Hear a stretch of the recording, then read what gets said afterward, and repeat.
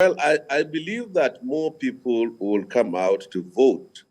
And the reasons has to do with the fact that when the tenure of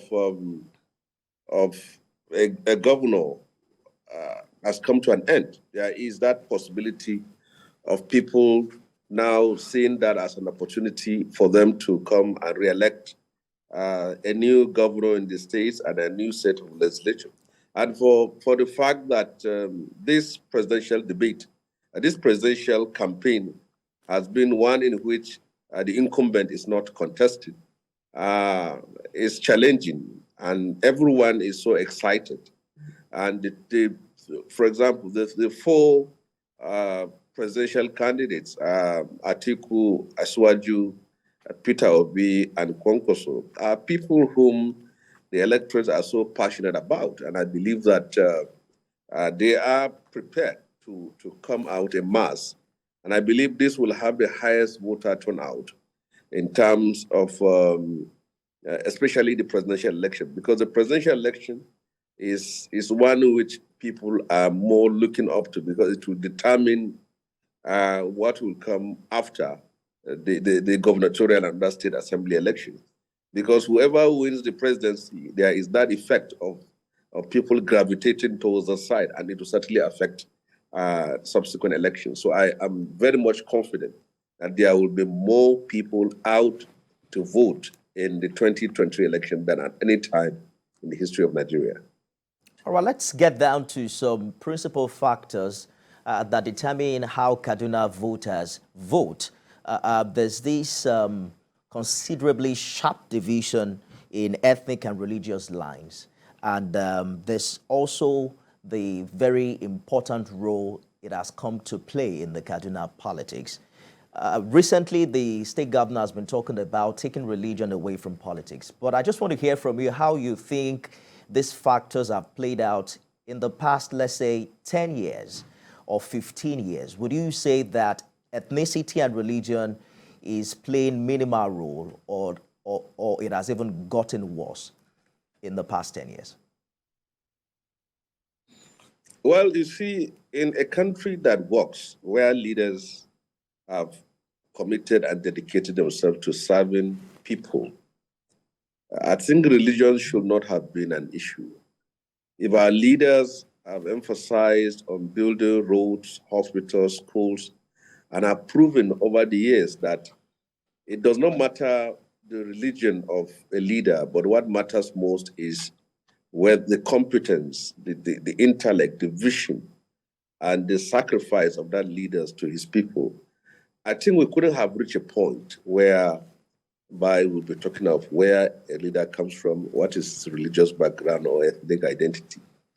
But in a society and the kind of politics we run, where people who won elections don't see themselves as elected servants of the people, but they see themselves as conquerors, where they have to bring people from their ethnic and religious background to come and serve in government. That's why people now said, okay, if you are in government and people who surround you are people from your ethnic and religious cycle, then certainly that we have no hope. We need someone too who comes from our own religion and ethnic identity. In Kaduna State, we know it. The part of the state I come from is where the Muslim House of Fulani are predominant, and in the southern part of the river Kaduna, it is predominantly Christians from different ethnic background.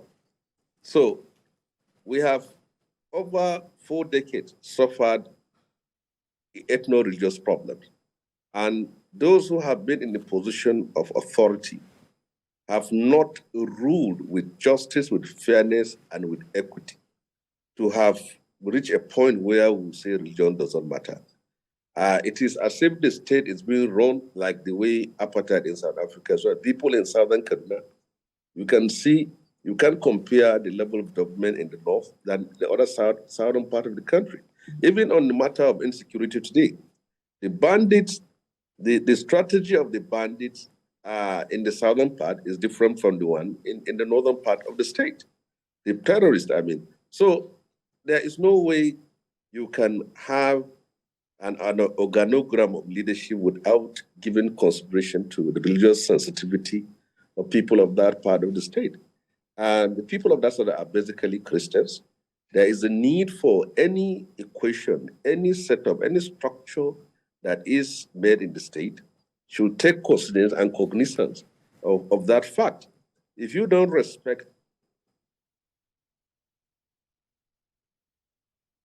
the problems of marginalization and alienation of them because of the identity issues. So I believe that as far as I'm concerned, the governor has not been a unifying figure in the state.